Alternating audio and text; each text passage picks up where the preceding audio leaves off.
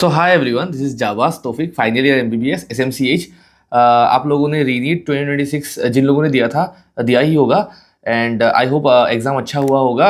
You may be getting a medical seat this time, so let's hope for the best. तो रीनीट का paper analysis के बारे में हम पूरा डिटेल में बात करने वाले हैं।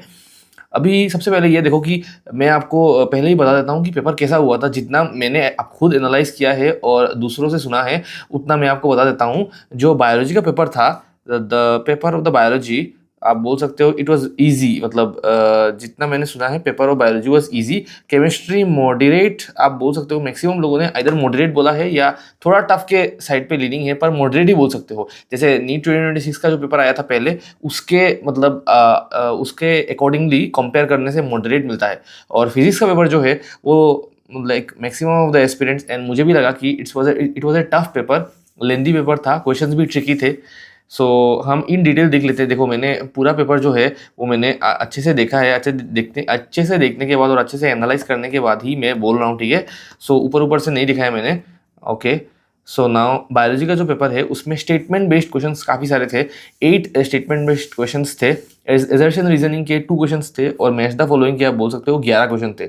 मैच द फॉलोइंग के जो 11 क्वेश्चंस थे उनमें से लाइक इजी क्वेश्चन ज़्यादा थे, एंड बाकी जो क्वेश्चंस थे they were like one liner questions and very easy questions. जैसे कि सेल थ्योरी का डिस्कवरर कौन है वो भी पूछ लिया था, ऑलराइट। और बाकी कुछ मतलब थोड़े बहुत छोटे कैलकुलेटिव क्वेश्चंस थे, लाइक क्रेब साइकिल के क्वेश्चंस थे, वो सब भी थे। सो ये आप बोल सकते हो कि बायोलॉजी को ईजी बना देता है, ठीक है। बायोलॉजी का पेपर ईजी आया था इस साल। अभी हम केमिस्ट्री में जाते हैं। सो केमिस्ट्री में जो स्टेटमेंट बेस्ड क्वेश्चंस थे वो काफ़ी सारे आए थे। 10 स्टेटमेंट बेस्ड क्वेश्चंस थे। तो आप बोल सकते हो कि केमिस्ट्री का आप लेंदी नहीं बोल सकते हो, पर it was a bit moderate paper ही है, moderate to tough level paper है। मैच द फॉलोइंग था, सीक्वेंस बेस्ड क्वेश्चंस था, फॉर्मूला था, वन लाइनर्स भी था, और मॉडरेट लेवल के पेपर का टफनेस भी था केमिस्ट्री में। सो केमिस्ट्री ओवरऑल मॉडरेट ही था, जो मैंने पहले बोला था उसी पर मैं स्टिक करूंगा। अब सबसे बड़ा जो मतलब लाइक फैक्टर इस बार नीट पे रहेगा, it is physics. Because physics का पेपर जो है वो लेंदी आया था। फिजिक्स का पेपर जो है एक सेकेंड, फिजिक्स का पेपर जो है लेंदी आया था। उसमें से 12 क्वेश्चंस मैंने जितना देखा है उसमें से लेंदी था, और भी क्वेश्चंस लेंदी हो सकता है। पूरा पेपर मुझे नहीं मिला था, ठीक है। 12 क्वेश्चंस लेंदी था, और मॉडरेट टू ट्रिकी लेवल का क्वेश्चंस था। ओके, सो काफ़ी लंबा लंबा क्वेश्चंस था। एंड लास्ट में क्या होता है कि यही फैक्टर बनता है। This is the factor which will decide the rank and which will decide the cut of. क्योंकि मैं ये बोल रहा हूँ कि सबसे पहले बायोलॉजी अटेम्प्ट किया जाता है, उसके बाद केमिस्ट्री, उसके बाद फिजिक्स अटेम्प्ट होता है। तो फिजिक्स जो लास्ट में अटेम्प्ट होता है, जिसके कारण क्या होगा कि लाइक पेपर लास्ट में छूट भी सकता है बहुत लोगों का फिजिक्स की वजह से। बिकॉज फिजिक्स का लेवल ऑफ टफनेस जो है वो थोड़ा सा ज़्यादा आ गया था इस बार। सो इसी वजह से physics will decide your all India rank, and it will decide the cut off all India NEET, alright.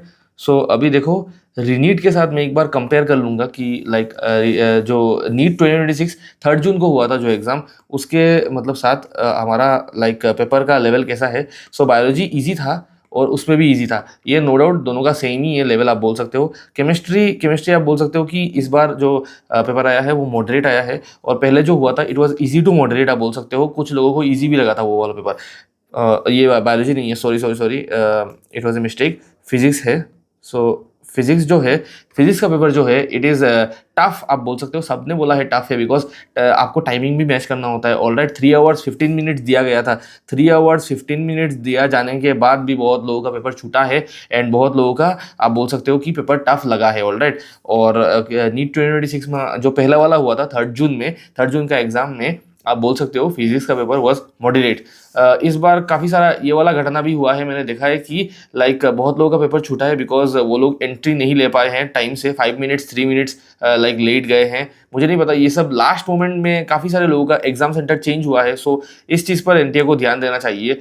मे भी पेपर इस बार अच्छा हुआ है, फेयर तरीके से हुआ है। आई होप जस्ट फेयर तरीके से हो, पेपर लीक ना हो। पेपर लीक होने से बहुत ज़्यादा प्रॉब्लम होता है स्टूडेंट्स को, और अभी फिर से अगर पेपर लीक हो गया तो लाइक आप बोल सकते हो कि पेपर फिर से करवाया नहीं जा सकता है। सो आई होप कि पेपर अच्छे से हुआ हो। एंड जो जिन लोगों का लाइक आप बोल सकते हो पेपर छूटा है, don't worry about it, alright. आप लोग लाइक लाइफ में करने के लिए और भी बहुत सारे कोर्सेज हैं, so don't worry about it.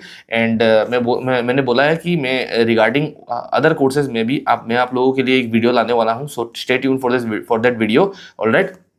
अब देखो नीट 2026 का जो 3 जून को पेपर हुआ था उसके रिगार्डिंग जो कट ऑफ मैंने बताया था आप लोगों को वो तो इररिलेवेंट हो गया है मुझे पता है, पर वो उसको मतलब लाइक हम दायरे में रखते हुए हम इस बार का कट ऑफ भी प्रेडिक्ट कर सकते हैं। सो जनरल के लिए मैंने 618 से लेकर 628 बताया था, ईडब्ल्यूएस के लिए 610 से लेकर 625 और ओबीसी एनसीआर के लिए 615 से लेकर 628 बताया था। एआईआर आप देख सकते हो, this is the AIR. AIR बहुत इंपॉर्टेंट है बिकॉज जनरल, ईडब्ल्यूएस और ओबीसी का जो एआईआर है वो आसपास ही रहता है। ऑलराइट, सो ये एआईआर आप देख लेना 30,000 से लेकर 33,000। सो सबसे पहली बात, for re NEET according to paper level and paper analysis cut off will significantly decrease. हाँ, ये तो होगा ही होगा, cut off will significantly decrease. आपको आपका जो कोचिंग इंस्टीट्यूट है या आप यूट्यूब में बाकी वीडियोस भी देख सकते हो, उनमें भी यही सेम फैक्टर आप लोगों को बोला होगा कि कट ऑफ सिग्निफिकेंटली डिक्रीज होने वाला है as compare to NEET 2026 3 June वाला।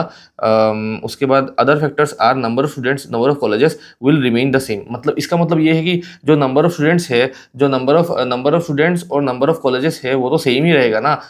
एक महीने के अंदर एग्जाम हो रहा है तो उस पर कोई फर्क नहीं पड़ने वाला कट ऑफ पे। ऑलराइट, सो जनरल के लिए ये मैंने आप लोगों को बता दिया है कि मेरे हिसाब से 555 से लेके 565 तक कट ऑफ जा सकता है, उससे कम भी हो सकता है, ठीक है, पर मेरे हिसाब से अभी के लिए 555 से लेके 565 तक ऑल इंडिया कट ऑफ जो है वो जा सकता है। ईडब्ल्यूएस और ओबीसी के लिए भी इसके आसपास आप बोल सकते हो, +-10 पकड़ लो ईडब्ल्यूएस के लिए और +-7 पकड़ लो ओबीसी एनसीएल के लिए जा सकता है। तो आप बोल सकते हो ईडब्ल्यूएस के लिए 550 से लेके 570 और इधर 570 नहीं 550 से लेके 560 तक, और ओबीसी एनसीएल के लिए आप पकड़ लो 552 से लेके 565 तक जा सकता है कट ऑफ। ऑलराइट, एंड एक और चीज़, आसाम का जो कट ऑफ है वो भी मैं आपका एक डिटेल वीडियो में लाने वाला हूँ। ऑल इंडिया कट ऑफ भी मैं डिटेल वीडियो में हर एक कैटेगरी के लिए लाने वाला हूँ, पर अभी थोड़ा सा क्लैरिटी आने दो, थोड़ा सा लाइक अगर कुछ और न्यूज़ मतलब निकलता है तो उसे लाइक जांच करने दो, उसको मतलब लाइक परखने दो, उसके बाद जाके मैं आप लोगों के लिए लाइक इन डिटेल वीडियो ले आऊँगा। Alright, don't worry about it. And ये आप फॉलो कर लेना बिकॉज आई नो काउंसलिंग के वक्त या नीट के बाद बहुत ज़्यादा प्रॉब्लम होता है, बहुत ज़्यादा कन्फ्यूजन होता है, बहुत बच्चे इसी चीज़ में फंस जाते हैं। सो मैं नहीं चाहता हूँ आप लोगों के साथ ऐसा हो। सो इंस्टाग्राम में आप मुझे कॉन्टैक्ट कर सकते हो, जाबाज तौफिक। मैं अगर आपको कुछ क्वेरी है then you can ask me, I will try to reply as soon as I can. Alright, classes भी रहता है इसीलिए कभी कभी रिप्लाई नहीं दे पाता हूँ, सो माफ़ कर देना उसके लिए। एंड टेलीग्राम में it is Jabaz Taufiq, so Telegram channel join कर लेना। टेलीग्राम अभी डाउन है आई नो, पर 1-2 दिन में टेलीग्राम भी उठ जाएगा, जिसकी वजह से आप लाइक टेलीग्राम चैनल भी ज्वाइन कर सकते हो, ये क्यूआर स्कैन करने से भी हो जाएगा। So if you have any doubt you can ask me. Alright, so this was all about this video.